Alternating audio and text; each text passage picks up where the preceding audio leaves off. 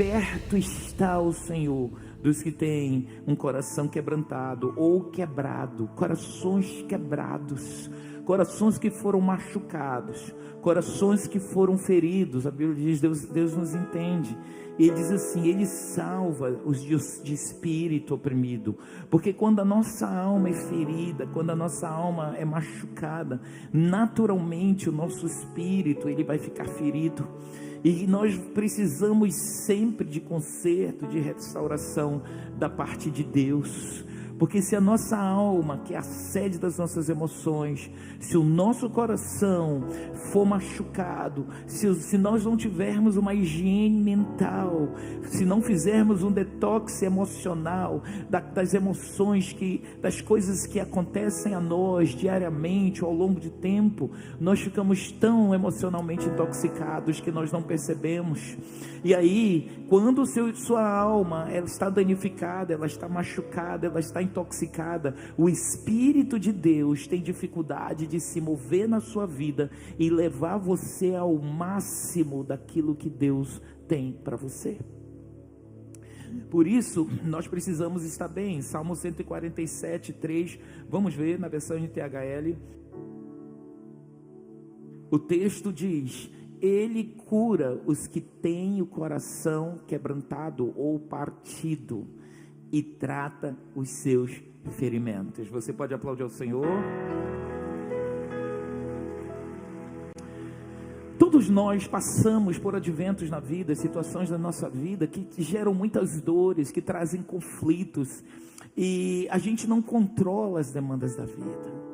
A gente não controla, não tem controle sobre episódios que ocorrem dentro de casa muitas vezes, com os filhos, às vezes adventos mesmo, dentro do nosso casamento, na empresa, nos negócios, na vida profissional. Então muitas vezes essas demandas, elas podem causar dores na nossa alma.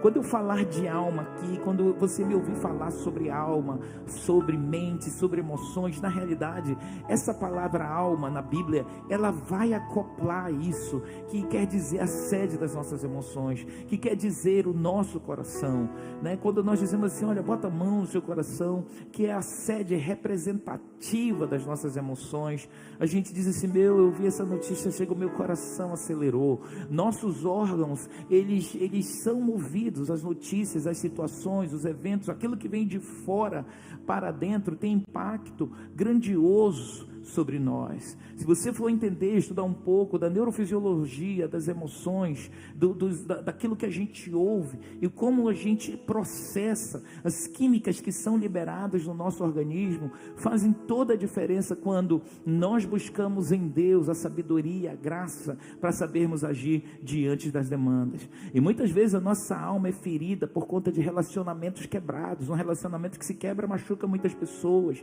Um divórcio pode ser extremamente danoso e destrutivo para qualquer pessoa, né? Às vezes um marido que abandona, uma esposa que abandona o lar, que às vezes quando tem filhos é mais doloroso ainda para a esposa, mais dolorosa para os filhos. Mas hoje a gente vê também um grande número de mulheres abandonando o lar, deixando os filhos com o pai, e os homens na sua masculinidade sem saber lidar muito com a questão dessa paternidade, que a mulher ela nutre, a mulher ela tem capacidade de se relacionar mais com o universo do filho, muito mais que o homem, e isso é um desafio, gera muitas dores. Muitas vezes a nossa alma pode ser ferida também por perdas não superadas, às vezes a morte de um ente querido, às vezes um trabalho que era fantástico, que era fonte de renda para a família, e a família até agregada ali recebia daquela renda, era abençoada. Mortes, quebra de família, falência financeira podem ter grandes impactos. Muitas vezes brigas não resolvidas, nossa alma fica ferida, aquilo machuca pessoas. Alguns engolem, alguns armazenam com ódio, armazenam em nome de raiva, de ira, eles armazenam com rancores, com ressentimentos, né? E às vezes essas mágoas ficam abandonadas, E porque não são abandonadas, elas tornam-se lembranças que não são apagadas. E porque elas não estão apagadas, elas estão ali. Elas vão minar você, elas vão minar o teu espírito, elas vão minar o teu coração. Quando você menos perceber, você está tão intoxicado. Às vezes, nós podemos também, nossa alma, ela acumula sentimentos escravizadores, como angústia, depressão, tristeza. Sabe, também olhando pelo lado espiritual, a nossa alma pode ser afetada por pecados não confessados. Às vezes, você pode ir por uma área que você comete um pecado, uma falha, e se aquilo vier à tona, isso pode destruir a pessoa, pode destruir a reputação, pode afetar o casamento, pode destruir a sua relação com o teu empregador, com os teus negócios, com os teus funcionários, e às vezes isso machuca a alma, machuca o coração, traz dor. Muitas vezes você pode ter vindo aqui para a igreja com seu coração sangrando. Quando as nossas emoções são feridas, também as pessoas usam essa expressão, né? Fulano está com o coração sangrando. Por que sangrando? Por causa das adversidades, por causa dos desafios. Como eu lido, como eu manuseio, eu manipulo as minhas emoções, se eu engulo coisas ruins, se eu esbravejo, se no meio de uma situação ruim, eu sou a pessoa do grito, eu sou a pessoa da impaciência, eu sou da pessoa que aquele negócio que está acontecendo comigo está fazendo um turbilhão. E onde isso se manifesta? Através da nossa alma. Às vezes a gente pode enfrentar tristezas, né? Tristezas por guerras que a gente não venceu. Às vezes na igreja você faz votos, faz pacto com Deus e não saiu como você queria, não tem a resposta como você gostaria que tivesse. Aquilo te frustra. Eu tenho dizimado tanto, eu estou numa guerra financeira inacabada. Eu já orei tanto por minha família, nada aconteceu, meus filhos não mudam, pelo contrário, parece tão pior, foram para as drogas, meu marido não deixa a pornografia, eu tenho uma frustração tão grande com esse homem na pornografia. Quando eu acordo de madrugada, eu sei que ele não está na cama, ele está lá na sala, no outro lugar, vendo aquela imundície, e me dá ódio, me dá raiva, me dá chateação. Tudo isso é depositado na sua alma. A nossa alma, amados, ela é um receptor, como uma esponja muito sensível, que capta tudo, como uma folha em branco, que qualquer pingo de qualquer cor mancha e pode esfacelar. A nossa alma precisa de cura. Às vezes uma condição médica de um familiar pode esgotar a família inteira. Às vezes, você ter um PCD, uma pessoa com deficiência dentro de casa é um grande desafio, porque você tem que ter uma rotina toda diferenciada, com cuidados extras, e isso gera estresse. Por mais que seja amado, por mais que seja querido, ter crianças neurodivergentes, os pais de neurodivergentes têm grandes desafios, né? Que são as crianças com autismo, as crianças que lidam com transtornos neurológicos, transtornos mentais até, emocionais, e esses pais às vezes ficam numa gangorra emocional, porque eles gostariam de ter uma criança normal, mas aquela criança é neurodivergente, o TDAH dela é altíssimo, ela é hiperativa, às vezes ela dá show no lugar onde não era para dar show, não respeita, desobedece, às vezes ela precisa de uma medicação e o pai ignora, não quer tratar, às vezes é um autismo. Hoje a nossa sociedade, de cada 33 crianças que nascem, um é autista, e isso está sendo um problema mundial. O que está acontecendo? Porque tantas crianças estão nascendo autistas. Então os pais, os avós de crianças neurodivergentes lidam com essa coisa toda, esse desequilíbrio, e isso gera dor. Então a alma sofre. A nossa alma sofre. Diga: a minha alma pode sofrer. Diga: a minha alma pode sofrer. A alma sofre, igreja? Sofre. Satanás também tem sede da minha e da sua alma. Ele sabe que se ele dominar a nossa alma, ele ganhou a guerra.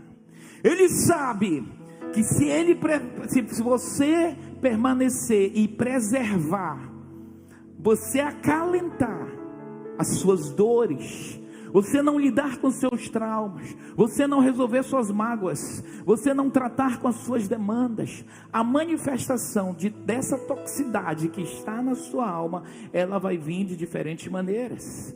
O alvo de Satanás é encarcerar a sua alma. Satanás tem todo o propósito, o objetivo de encarcerar nossas almas. Cadê aquela imagem? Eu queria que acompanhasse, pastor Seile, a imagem que eu solicitei lá. Olha essa imagem aqui, de uma mente encarcerada. Porque você pode estar, ok, obrigado. Você pode estar aqui, eu não sei se você consegue perceber, mas esse homem aqui, ele tem um cárcere. Se você olhar por trás, tem o cérebro dele ali. A gente fala da sede representativa das nossas emoções, do coração. Os judeus falavam que a sede representativa das emoções dele era os rins. Você vai ter em traduções mais antigas da Bíblia, Davi falando sobre o rim, sentindo meus rins, isso, aquilo, outro. Está falando da questão, são órgãos vitais e que eles têm impacto. Quando a gente lida com traumas, com situações, esses órgãos podem ser chamados também de órgãos alvos, e toda aquela toxicidade da emoção, da situação que a gente viveu, eles vão se acumular em algum órgão. E o cérebro aqui, a minha mente, eu posso viver cárceres emocionais, e os cárceres emocionais, eles estão aqui na mente, como eu penso, como eu reajo, como eu acho, dessa maneira, minha experiência de vida, o que eu vivi, eu venho com bagagens emocionais, com coisas que aconteceram lá na minha infância, com o que fizeram comigo, com os abusos, as peias, os espancamentos que pode ter passado por um pai, por uma mãe, às vezes abusos sexuais, às vezes abandonos, às vezes você cresceu muito longe de todo mundo, às vezes as crenças doentias ou doenças emocionais que os nossos pais tinham e transferem para nós. O alvo de Satanás é encarcerar a nossa alma, porque ele sabe que a nossa alma é palco do Espírito, e quanto mais creca, quanto mais doenças, quanto mais raivas, quanto mais situações eu não resolver, quanto mais dificuldade eu tiver para lidar com os meus conflitos psíquicos, as minhas iras, minhas revoltas, minha falta de submissão e temor e respeito a Deus, vencer as minhas guerras sexuais, minhas guerras emocionais, aquela raiva que eu não tenho controle, o desejo de querer agradar todo mundo, a sensação de ter que para o mundo e ser alguém, a ideia terrível de querer ser aplaudido pelo mundo, o orgulho, nossa alma ferida, ela vai se manifestar de muitas maneiras. E o Salmo 142:7 diz o seguinte: tira a minha alma do cárcere. Ok? Você está vendo aqui na versão NTHL, diz: livra-me do sofrimento e eu te louvarei na reunião do teu povo, porque tu tens sido bom para mim. Agora coloca na versão ARA. Na versão ARA ele vai dizer: tira minha alma do cárcere. Tira minha alma do cárcere. O rei aqui, o salmista está dizendo assim: ei, a minha mente está presa, eu estou preso naquele ódio, eu estou preso naquele trauma. Talvez você está aqui, está casado, nunca perdoou teu marido ou tua esposa de uma palavra, de uma situação ruim, às vezes de um adultério. Sua alma se foi encarcerada. E quando nós estamos encarcerados aqui, o salmista diz: tira minha alma do cárcere para que te dê graças ao teu nome. Os justos me rodearão quando me fizeres esse bem. Sabe por quê? Porque quando eu tenho a minha alma encarcerada por qualquer uma dessas situações, eu não sou livre, eu não tenho espontaneidade, eu não tenho graça, eu não tenho plenitude. Não existe ninguém que está encarcerado que está feliz. Toda pessoa que chega numa prisão, seja o pior bandido, a pessoa mais simples que foi ali que cometeu algum crime e está preso, do dia que ela chega até o último dia de sua vida, ela vai querer sair daquele cárcere. Por isso, enquanto ele não sai, quando estamos encarcerados, nós podemos nos tornar pessoas tóxicas. A gente passa por traumas, às vezes as turbulências afetivas nos colocam lá. Um casamento ruim, uma conjugalidade ruim, você pode estar aqui, mas o seu casamento é péssimo. Você pode estar aqui, as pessoas olharem para você: ai, que casal lindo. Aí a esposa, as mulheres que são emocionalmente mais sensíveis, ai, é tão lindo ver vocês dois. Vocês chegam, vocês são lindos, sentam juntos, e ela pensa assim, não sabe o cão que tem aqui do lado.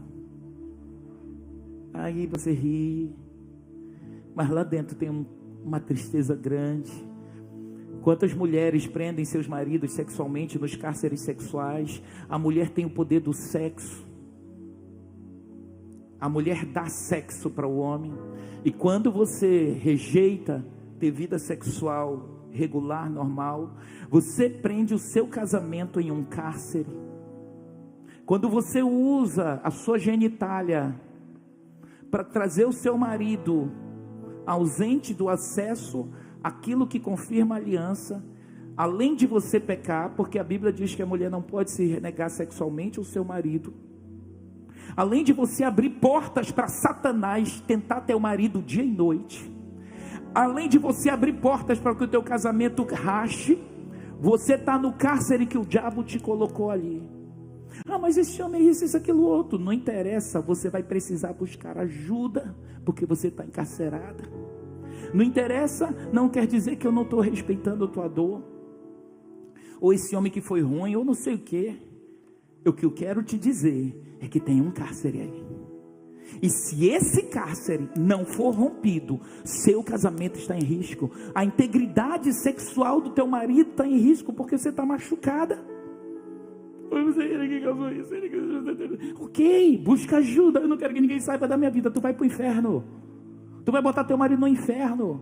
Eu lido com homens o tempo inteiro. Quantos homens vêm na minha sala chorando, no meu gabinete, pastor, perdão. Quando a gente vai, como é que é a sua vida sexual? Péssima. Minha mulher se ausenta, minha mulher me manipula. Um cárcere. Você pode ser a carcereira do seu marido, está trazendo maldição para sua família e está trazendo pobreza para sua casa. Porque o cárcere sexual, a prisão sexual, da abstinência sexual dentro da conjugalidade, ela traz pobreza para o casal. Ela desestabiliza o homem. Você, mulher, pode ficar, eu estou bem, não preciso disso não. Aí você acha que a fisiologia masculina é igual à sua. Não, a fisiologia masculina é completamente diferente. Ai, mas Deus me entende. Eu quero te dizer que Deus sabe essa situação, mas quem te entende muito bem é o diabo. Porque Satanás sabe que se ele mantiver o teu marido naquele cárcere e você dormindo de calça jeans, trazendo confusão para sua casa, vai afetar seu casamento, vai afetar a sua paz. Seu marido vai ter ódio de você, vai brigar com você, não vai ter paciência com os filhos, fisiologicamente, porque ele não está tendo vida que ele deveria ter ali. Que eu estou falando isso aos casais, uma vida fisiológica equilibrada, como um homem saudável que tem relações sexuais normalmente com seu cônjuge, e ele não está tendo essa vida. Há uma perturbação. Por que tantos homens traem tantas esposas? Quando a gente vai lá tratar dessas demandas, há cárceres ali que esses homens vivem, que essas mulheres vivem. O seu cárcere pode ser uma pobreza intensa, desapontamentos, frustrações. Eu vou mudar de igreja porque aquele pastor não presta, porque o pastor me ofendeu, aconteceu isso, aquilo, outro. A gente vê que grandes heróis da Bíblia viveram muitas dores. Olha só, esse homem grandioso, no livro de Reis, capítulo 19, nós vamos ver aqui, Reis, esse homem, o profeta Elias, gente, o cara era de uma magnitude fantástica. O cara era um homem que, ele fazia fogo cair do céu, ele deu ordens e não choveu durante 3 anos, o cara, ele era um homem ousado, poderoso, né? E ele enfrentou o governo, enfrentou príncipes de toda aquela época em Israel. Mas o que aconteceu com esse homem chamado Elias? Olha só, o rei Acabe, vamos ver aqui o livro de Reis 19:1. O rei Acabe contou à sua esposa Jezabel tudo o que Elias havia feito e como havia matado a espada todos os profetas do Deus Baal. 2. Aí ela mandou um mensageiro a Elias com o seguinte recado: esse profeta tinha mandado matar lá quase 1000 profetas, e ela disse assim, olha, ela era endemoniada, a rainha Jezabel. E ela diz assim, que os deuses me matem, se até amanhã, a esta hora, eu não fizer com você, se eu não te matar, do mesmo jeito que você fez com os meus profetas. Aí o versículo 3, Elias ficou com que, igreja? Com medo. Diz para essa pessoa ao seu lado, ficou com medo. Diga, ficou com medo. Toque nessa pessoa ao seu lado. Toque nessa pessoa ao seu lado e diga, ficou com medo. Esse homem, o cara falava com Deus face to face. Aí vem um recado de uma endemoniada lá: eu vou matar Elias, do jeito que ele matou os meus homens, eu vou matar ele. Elias ficou com medo e, para salvar a vida, vamos continuar? E para salvar a vida, fugiu com seu ajudante para a cidade de Berseba, que ficava na região de Judá, e deixou ali o seu ajudante e foi para o deserto andando o dia inteiro. Gente, aí ele entrou num conflito, ele começou a perder o norte das coisas, ele começou a ficar desorientado. Ele tem uma experiência magnífica, ver esse fogo do céu descer, ver a mão de Deus agir. Gente, é fantástica essa história. Mas uma fala entra na mente dele, no coração dele, que desorienta: ela vai me matar, ela vai me matar, eu vou ficar pobre, se esse homem for embora, não sei o que vai acontecer, fulano morreu, eu não tenho mais chão. As notícias, quando elas vêm, quando eu não protejo a minha alma, eu posso ficar desorientado. Eu posso ter tido experiências com Deus maravilhosas, mas a minha alma fica fazendo ali, sabe quando o seu celular está fazendo loading ali, lento, a internet está péssima, e você fica ali, não desce, não faz o download, está o loading lá, está rodando, às vezes, as coisas ruins da vida nos deixam assim, e isso é perfeitamente normal diante das demandas. A questão é como eu vou administrá-las. Elias, olha só o versículo 4, Elias foi para o deserto andando um dia inteiro, aí parou, sentou-se na sombra de uma árvore e teve vontade quero ouvir junto, teve vontade de que, igreja? Quero morrer. Ele acabou, o dia anterior, ele viu a mão e o poder de Deus grandioso, mas uma notícia desorienta a mente dele, a alma dele, a emoção dele foi atormentada com aquilo, e agora ele quer morrer, ele começa a desabar. Mas isso foi imediato, apóstolo Arão? Pergunte assim, foi imediato? Foi só a notícia ruim? Pergunte. Você vai perguntar essa pessoa ao seu lado aí, você vai dizer assim, só por causa de uma notícia que queriam matar, é que ele ficou assim? Pergunte, você acha que foi só? Pergunte.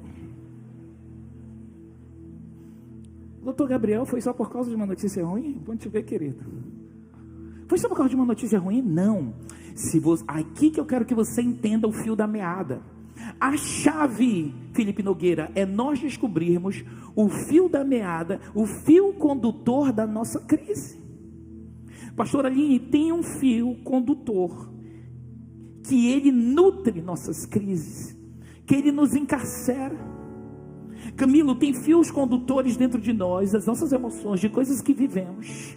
Pastora Nilda, tem fio condutor das nossas crises, que a gente não sabe, que lá dentro você tem que achar qual é esse fio e cortar, tirar. Robert, fio condutores que nos perturbam a alma, que nos encarceram, que nos deixam com vontade de morrer. Parou, acabou. Mas Deus operou, Deus fez, mas acabou, eu quero morrer. Ele diz, Deus, olha, chega, Senhor, Deus, acaba com a minha vida, eu sou um fracasso. Como que esse homem era um fracasso? Doutor Sandro Namis, o cara falava face a face com Deus, mas uma setada. O que tinha acontecido 3 anos antes? A guerra dele começou. As nossas crises não começaram ontem. Muitas vezes as nossas crises, essa crise de Elias, ele já estava numa briga ferrenha com Jezabel e Acabe. Ele estava escondido, ele estava fugido, porque Jezabel, a Xandona da época, ela tinha mandado matar ele. Ela queria matar ele. Então ele vivia um sofrimento, ele fugia, ele estava escondido, ia para um lado, ia para o outro. Então às vezes, quando a gente desnorteia, essa expressão Desnortear é perder o norte. E o norte é uma expressão sempre que você vai seguir para onde o sol está e ele vai te dar uma direção. Então às vezes você está numa crise no casamento que você perdeu o norte, não sei o que fazer. Às vezes você olha para o seu filho, meu Deus, eu criei esses meninos certo, eu estou na droga. Meu Deus, aí se desnorteia. Tá, tu pode ter um choque, mas por que a tua alma está assim? Meu Deus, uma crise na conjugalidade. Aqui Elias entra e ele diz assim: eu quero morrer, Senhor. Ele estava 3 anos debaixo daquilo que também podemos supor, eu não posso falar que é, tá? Mas que nós podemos supor que ele estava vivendo já um processo depressivo básico, para chegar ao ponto de dizer: hoje eu quero morrer, me mate logo, acabe de vez com isso. Deus, eu sou um fracasso. Que ele não era um fracasso, ele se via um fracasso. E a Bíblia diz: como você se vê, você é. Como você se enxerga, você se torna. Se você se vê um fracasso, você vai ser esse fracasso. Se você se vê essa pessoa, que um grande homem de Deus, com sofrimento emocional, ou um sofrimento psíquico de 3 anos, e quando vem aquela, eu vou matar esse desgraçado, aí a alma dele, vê, se os grandes homens de Deus foram afetados na sua alma, imagina eu e você que somos filhotes, como diz. Se um grande homem de Deus, uma grande mulher de Deus, grandes líderes podem ter a alma deles afetada. Às vezes a tua pastora pode dizer um negócio que tu vai dizer assim: meu Deus, você tem que ter a sabedoria de dizer assim: a pastora, o apóstolo está cansado, ou a apóstola está, não, minha pastora não está doida não, eu vou dar um tempo ali, pastor, perdeu o norte, daqui a pouco a gente volta para o nosso corpo, porque às vezes a gente quer ir embora do corpo, né? Você sai, a gente volta para o seu corpo, volta para a sua realidade. Como que é? Os grandes heróis da Bíblia passaram grande pressão. O rei Davi, olha o rei Davi no Salmo 42, Salmo 42, começando do versículo 3, tá? Salmo 42, nós vamos ver aqui, ele diz assim: as minhas lágrimas, vamos ler juntos? Eu queria que você lesse junto, vamos ler juntos?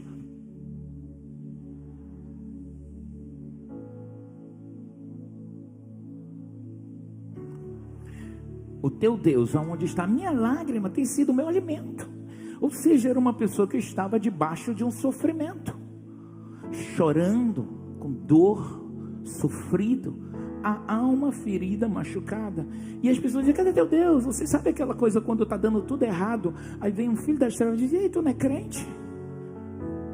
Ah, teu marido foi embora, tu não é crente? O teu filho está nas drogas. Meu filho passou para medicina, a minha outra filha passou no concurso de juiz, e o meu marido agora, ele foi promovido lá, ele é CEO daquela empresa lá. Eu já nem é crente. Tu crente diz que Deus te prospera, Deus te abençoa. Cadê teu Deus? Teus filhos nem estudam. Tu é a mais pobre da família e a mais feia também. Não quero ofender, mas eu preciso ser transparente contigo. O diabo faz isso, gente. Faz ou não faz? Faz. Às vezes ele não está mais falando, verbalizando, mas isso aqui, quando tu começa no Face a rolar a tela, começa a ver a vida de fulano, cicrano, beltrano, todo mundo no sucesso. É sucesso total? As pesquisas mostram que apenas, de tantas postagens, apenas 30 ou 20% das coisas que as pessoas postam é verdade. E aí você se guia pela vida de um, de outro, e aí é onde aqui o salmista diz: onde está o teu Deus? Aquela coisa que as pessoas querem nos afrontar. O versículo 4, olha que Davi vai dizer aqui. Eu não sei exatamente se esse texto em específico, eu vou pedir que os universitários pesquisem e me digam mais tarde, se este salmo foi escrito especificamente pelo rei Davi.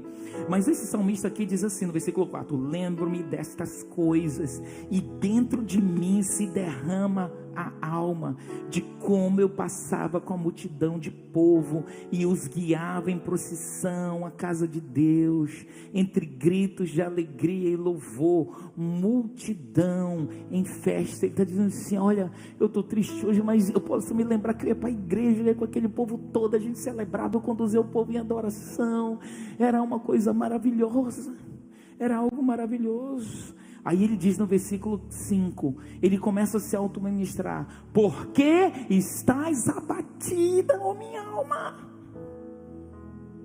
Minha alma, por que você está abatida? Sabe uma hora que você tem que olhar para você: ei, que isso? Para com isso. Arão, tu está demais. Robert, tu está demais. Ei, para um pouco. Sara, você está indo muito longe. Você está descompensando. Ei, alma, para. Por que você está abatida? Por que você está se destruindo? Esse caminho vai te destruir. Essa tua decisão vai acabar teu casamento. Volta. Ei, esse negócio aí vai destruir seu futuro. Ei, essa pornografia aí vai acabar teu casamento.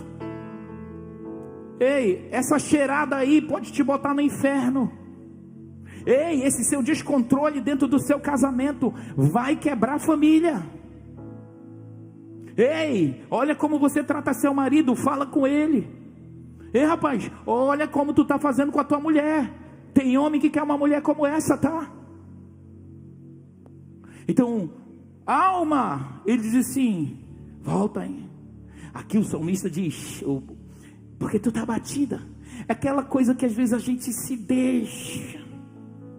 Sabe aquele dia que você amanhece com preguiça, com dor, às vezes até doente, e você não pode faltar aquele trabalho? Eu sei que ganhar 30 mil é pouco. Aleluia. Você não pode ganhar, não pode deixar aquela mixaria. O que você faz? Bota de lado sua dor. Sim ou não? Você bota de lado a dor de cabeça, a desculpa, a chuva. As pessoas dizem: amazonense não sai quando chove. Mas você já viu a chuva do Amazonas? Olha o tamanho do barro da água. Você usa um guarda-chuva só para não molhar a cabeça, o cucuruto, porque o corpo inteiro mega. Mas você vai, meu irmão, porque aquele salário lá, 2, 3, 1, sei lá, 20, 30, aquilo vai fazer diferença. Você não liga para o que sua alma quer. Talvez está na hora de você entender que a gente não acalenta a alma ferida.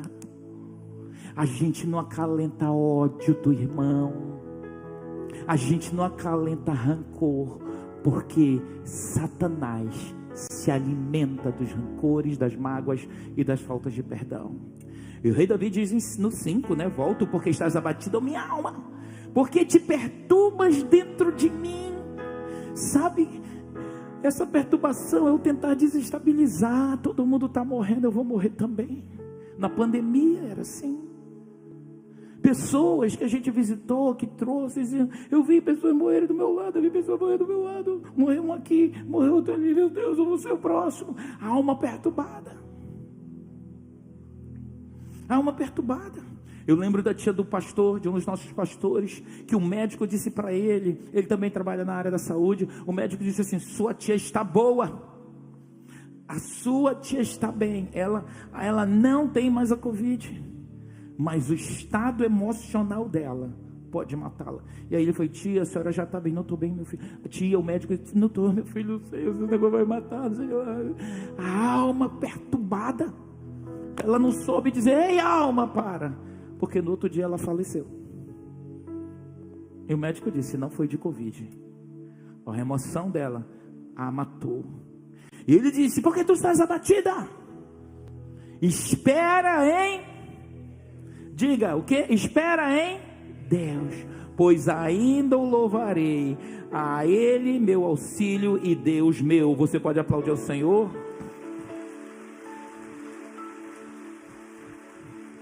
Diga: espera em Deus, Olhe para a pessoa ao seu lado e diga: espere em Deus. Você que está em casa, eu quero te dizer: aprende a esperar em Deus. Você pode aplaudir mais uma vez ao Senhor.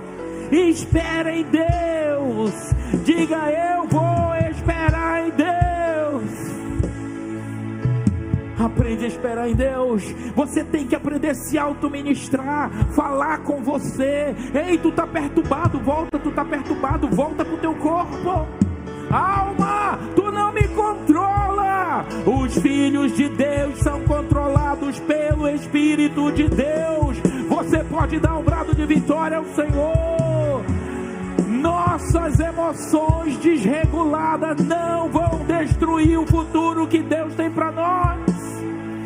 Suas emoções encarceradas podem destruir sua família, podem destruir teu casamento, podem destruir um futuro de êxito. Você pode ser um crente que tem o Espírito Santo se movendo em você, mas se você for uma pessoa emocionalmente ferida, você não vai chegar em lugar nenhum. Apenas orar em línguas.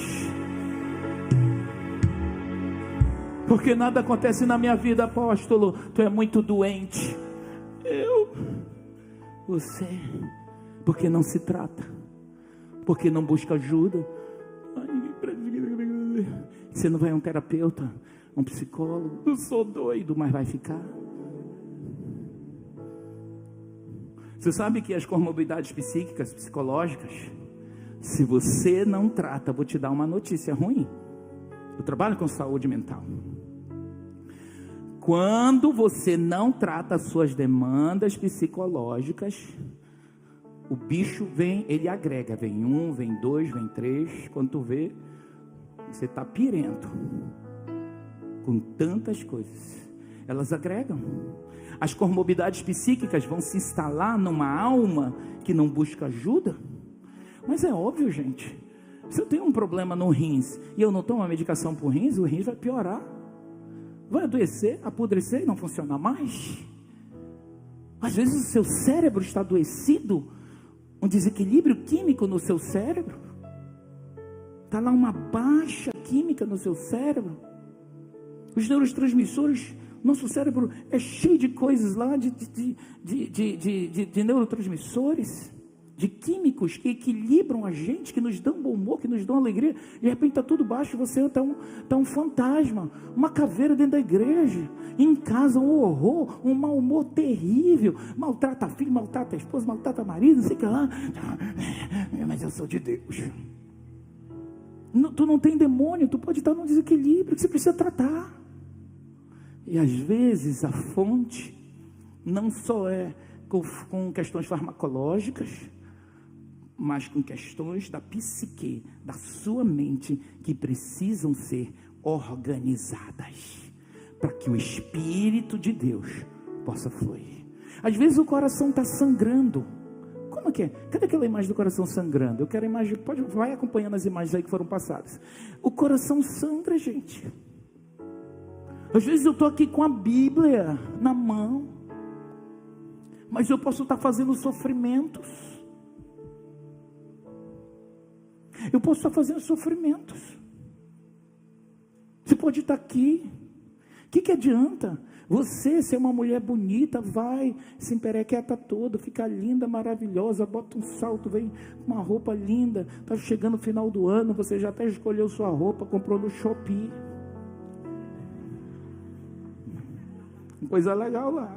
Esse vestido da apóstola é do Shopee, né? Não era para falar, né? Se tem uma mulher curada, é essa aqui, mano. Se ela tivesse, não, é de um sucatão que eu comprei, ela ia dizer, não tem problema não. Ela é uma mulher livre.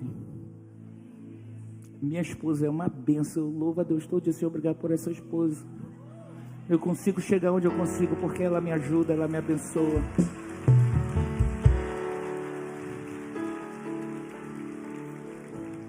Essa semana, um pastor nosso disse assim, apóstolo, você é uma bênção. Eu vejo vocês, ela não encasqueta com as coisas. Você diz um negócio para ela, ela está bem.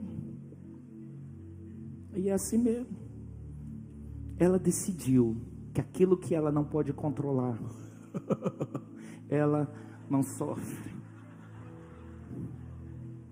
ela ora. E a minha raiva é que ela vem com sabedoria e me tica todinho assim. É uma bênção, glória a Deus. Gratidão, Senhor, por essa esposa. Agora eu volto aqui no versículo 11. Aliás, volta para o 6, vai para o 6. Ele diz assim no 6: sinta a batida dentro de mim, a minha alma. Lembro-me, portanto, de ti, Senhor, nas terras do Jordão. Aí ele vai trazendo para a memória dele, para a alma dele, coisas boas. Aí ele volta no 11, pula para o 11. Por que tu está batida, alma? Porque te perturbas dentro de mim. Ele consegue fazer uma separação entre a alma dele perturbada, os pensamentos, as emoções descontroladas, e ele está chamando a razão. Talvez o motivo dos teus fracassos é que quem domina e quem governa você, sua alma, são suas emoções e não a razão. Quem está no controle não é o Espírito de Deus, é suas emoções machucadas. Às vezes, se você veio de um lar que tinha muito abuso, você vai crescer como uma pessoa com muito justiceiro. Você veio de um lar que você teve abandono, você quer cuidar de todo mundo, ninguém cuida de ti. Você veio de um lar que foi esquecido, todo mundo te machuca, todo mundo te fere, ninguém me convidou para a festa. A gente tem muita coisa, tem muito encarceramento psíquico, muita coisa na alma. No versículo 11 ele diz: por que tu está batida? Porque te perturbas dentro de mim. Espera em Deus. É essa hora que você tem que olhar para o espelho e dizer: espera em Deus. Ele estava dizendo assim: minha alma, fique quieta, se acalme. Um homem de muitos conflitos internos, mas que ele não passava o controle para o descontrole. Porque é no descontrole que você perde emprego, é no descontrole que você pode perder bons funcionários, é no descontrole que você pode perder pessoas que amam, é no descontrole que você pode ferir mortalmente sua esposa. E nós homens temos um poder, gente, que a gente não entende. Como os homens têm um poder lamentavelmente destrutivo para acabar com a alma da esposa. É no descontrole que você pode querer ter o controle para as coisas e perder até um ministério, uma bênção, um ministério que Deus tinha para ti. Mas quando a gente é muito impetuoso, quando a gente é dono do nosso próprio nariz e a nossa alma controla o nosso orgulho, a nossa soberba, a gente bota esse orgulho, a soberba, eu sei, o meu autoconhecimento, você sabe quem eu sou, você sabe minhas capacidades, quero nem saber, meu irmão. Essa alma hipirenta vai impedir que o Espírito de Deus flua e você vai perder bênçãos. Talvez mãe, pai, aqui você que é mãe, pai idoso, talvez os seus filhos jovens que casaram, que têm suas famílias, te abandonam, porque cada vez que eles ligam é só cobrança, é só acusação. Ainda tem mãe viva, essa tua mulher, essa égua que tu arrumou é que não deixa tu vir aqui. E o cara: pô mãe, eu tô abandonada. A senhora está doente. Às vezes a gente quer trazer as pessoas para perto de nós, mas nós somos um cacto que ninguém abraça. A gente sempre acha que a gente é um amor de pessoa. Olhe para esse amor de pessoa do seu lado. Olhe para a pessoa do seu lado direito e lado esquerdo. Essa pessoa pode ser uma farsa, pode ser aqui na igreja um docinho, em casa é as 7 encruzilhadas que baixa nele.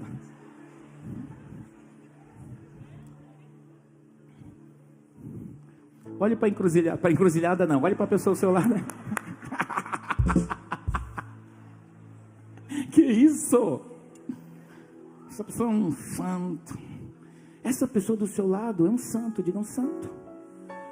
Mas ele também pode ser um santo anás e você não sabe.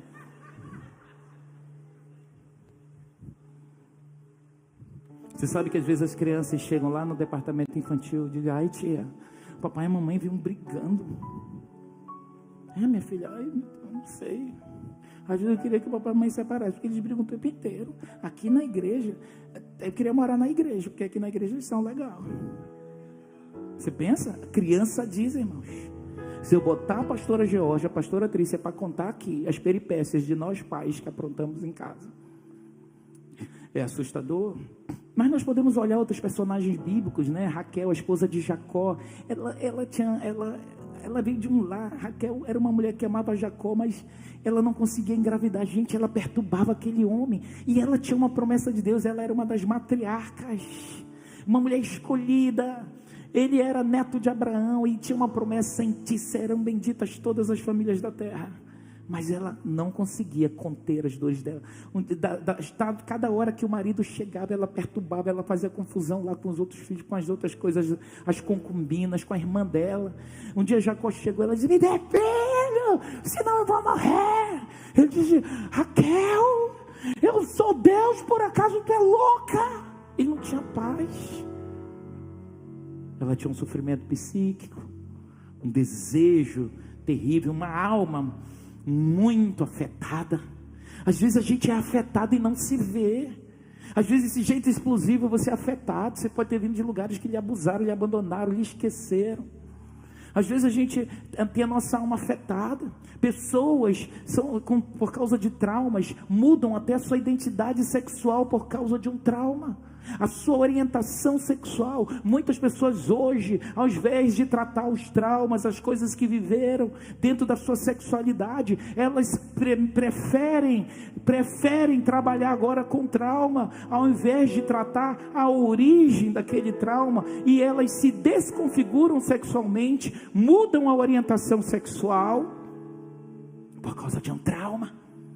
Eu quero te dizer que o teu trauma também pode afetar o teu casamento, esse homem que você ama, essa mulher que você ama.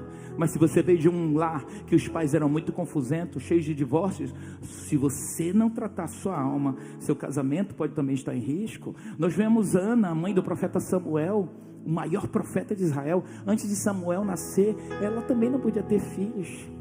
E ela chega na igreja lá, com o sacerdote, e diz: eu sou uma mulher perturbada, atormentada de espírito, sacerdote.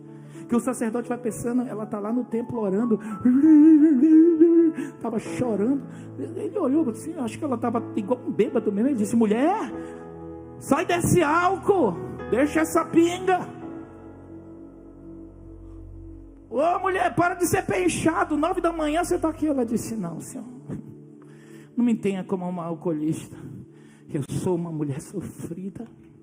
Eu tenho um vazio emocional dentro de mim. Que ela achava que aquele vazio emocional, às vezes nós temos vazios emocionais. Pastor Demétrio, eu posso estar aqui, ser crente, cheio do Espírito, mas eu ter vazios. Claudinha, a gente pode ter vazios emocionais. Às vezes a gente quer preencher com roupa, às vezes a gente quer preencher com um monte de namorado, às vezes a gente quer preencher com um monte de bolsa, às vezes a gente quer preencher os nossos vazios achando que é dinheiro. Sua alma manda sinais e você tem que descobrir. Jonas, aquele profeta que foi engolido pelo grande peixe, ele era aborrecido. Deus disse: tu vai para Nínive, tá, joia, foi para outro lugar. Deus pega ele, sacode ele, o peixe engole ele, lá dentro da barriga do peixe ele faz uma oração, e aí Deus bota ele no caminho para voltar, e aí ele prega o evangelho. Daqui a pouco ele vai lá para o alto do monte, pode destruir Deus. Aí Deus faz crescer assim, uma parreira em cima, lá no local muito quente, imagina essas áreas desérticas, e aí aquela parreira deu sombra, ele ficou feliz da vida. Aí ele disse: eu estou dias aqui esperando o senhor destruir Nínive. Você não vai destruir não? Ele disse: mas eles se arrependeram. Aí Deus manda um verme lá que mata a parreira. Ele fica irado: ah, Deus, eu quero morrer. O senhor não matou esse povo, eu passei toda essa bagunça, todo esse negócio, eu estou aqui esperando todo mundo morrer. Sabe, esse mau humor, essa coisa descontrolada. Eu não sei a história de Jonas, mas ele era um profeta grosseiro. Ele era um homem que Deus chamou, mesmo usando essas debilidades, os descontroles dele, e mostrando. Deus disse: olha, você teve pena dessa parreirinha aqui, essa árvore que morreu. Você acha que eu não vou ter pena? E você acha que eu não vou ter pena de destruir milhares de pessoas? Cara, você consegue ter pena de uma árvore? Você acha que eu não vou ter pena de um povo? Tabefe assim na cara de Jonas, que ele... Mas era uma pessoa... O que ele tinha dentro dele? Uma alma cheia de mazelas, mazelado. Como é que você vai frutificar em Deus? Mardoqueu, o primo pai da rainha Esther, ele não era pai dela, ele era primo, um primo adulto, e ela, uma sobrinha mais nova. Quando vem a notícia de que os judeus vão ser destruídos, a Bíblia diz que ele entra em tristeza profunda, e ele vai orar e jejuar, e vai para as portas do palácio e fica lá, Deus. Mardoqueu entra debaixo de um estresse de alto nível, vão matar meu povo, vão matar todo mundo, meu Deus, sabe aquilo que eu falei ainda agora, a gente vai perdendo o norte. E aí, se você não controla a alma, e ele sabia, ele disse, eu vou ficar aqui. Aí ele lembrou que a sobrinha dele lá, a prima, era a rainha. Ele diz assim, fala para Esther, que não é porque ela tá bonitinha lá, que é rainha, que Deus pode ter colocado ela para um tempo como esse, para ver se ela salva a gente, porque talvez ela acha que ela não vai morrer, mas Deus pode usar ela. Pode dar esse recado assim para ela, que ela está lá bonitinha, a gente está aqui tudo lascado, e diz para ela, que se ela não se mover, Deus vai dar o livramento. Eu não sei se ela vai escapar, mas nós vamos. Eu estou lascado, mas eu estou crendo em Deus. E o recado chega lá para ela. Ela lá, pomposa, linda, chique, maravilhosa, a rainha dos maiores impérios da época, a Pérsia, que hoje é o Irã, atual Irã. E ela recebe aquela notícia com impacto. E ela, como toda e qualquer pessoa de Deus, entra em tristeza profunda, mas diz o que o salmista e que todos esses homens de Deus decidiram: vamos buscar a Deus. Só Deus pode sarar a nossa alma machucada. Amém? Quais são as zonas de conflitos que existem dentro da sua alma? As crises, talvez uma crise de identidade sexual, talvez uma crise na conjugalidade. Você está casado, você não ama mais essa pessoa, você é um bom pai ou ela é uma boa mãe, mas você sempre lembra daquele relacionamento de outra pessoa que era para você casar, ou você não queria nem ter casado, você casou com essa pessoa, você engravidou ela, e aí não é a mulher dos teus sonhos, ou talvez você conquistou tantas coisas, mas perdeu o filho para as drogas. Talvez você olha para a vida e que valeu ter ganhado dinheiro, ter isso, aquilo, outro, meus filhos não dão valor, não olham para mim. Talvez você é uma pessoa, você é uma vida assim mesmo, você psicoadaptou-se à sua doença. O que é psicoadaptação? Às vezes a gente vê o problema, vê todo dia você se acostuma. Sabe como é psicoadaptação? Você tem uma casa, você está construindo o seu quarto na sua casa, aí o tijolo está lá, você ainda não passou a argamassa, não passou o cimento. Aí não, semana que vem eu vou receber, eu passo. Aí recebe. Não, mas agora eu vou fazer isso.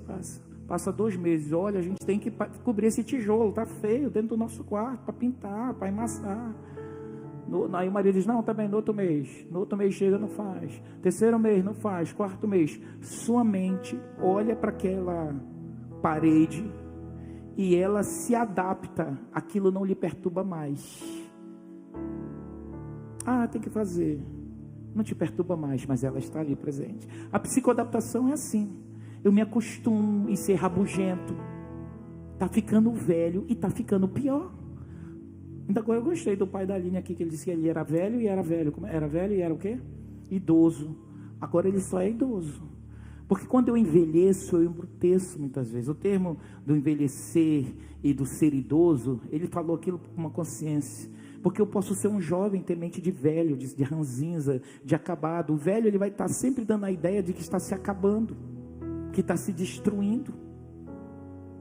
Então, quando eu passo para esse conceito mais sociológico aqui, né, ou psicológico, nesse ponto de vista, eu vou envelhecer, mas eu vou ser um idoso, uma pessoa que não vou me descontrolar, que não vou dizer tudo que vem na mente.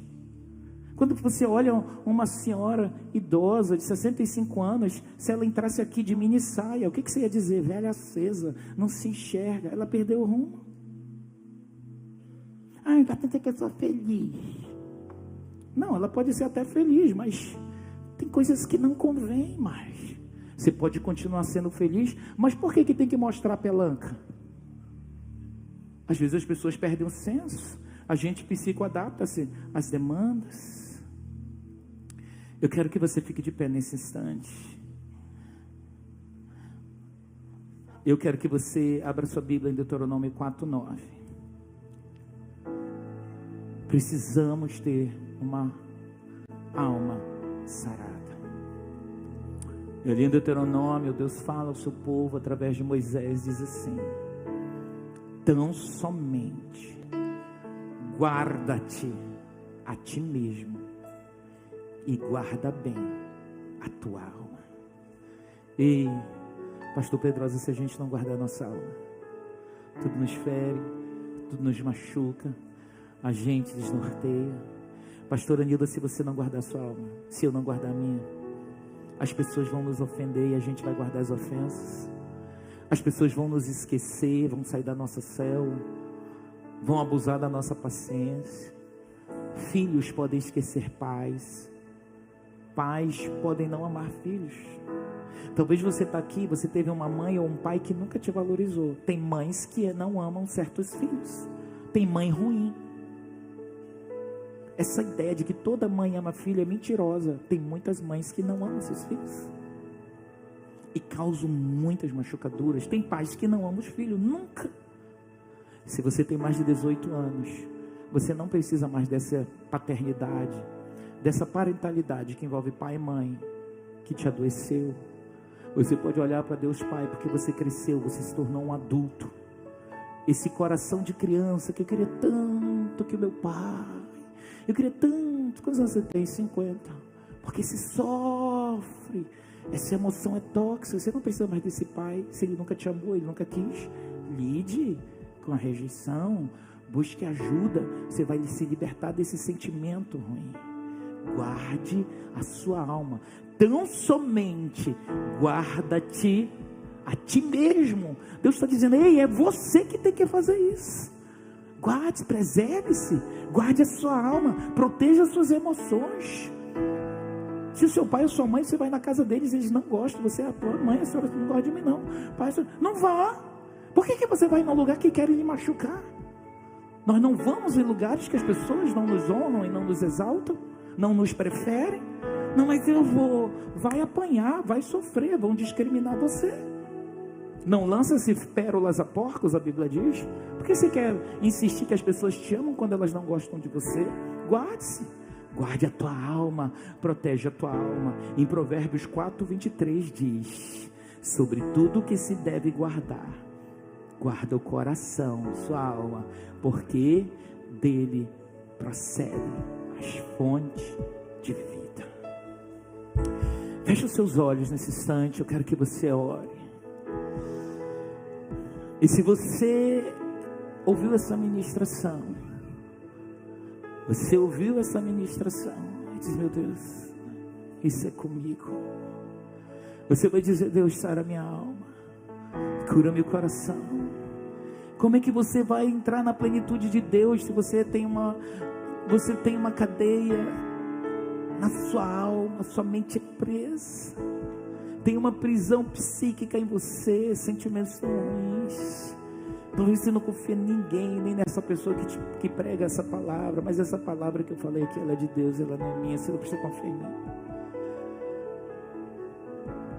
Mas você vai dizer: aquieta minha alma.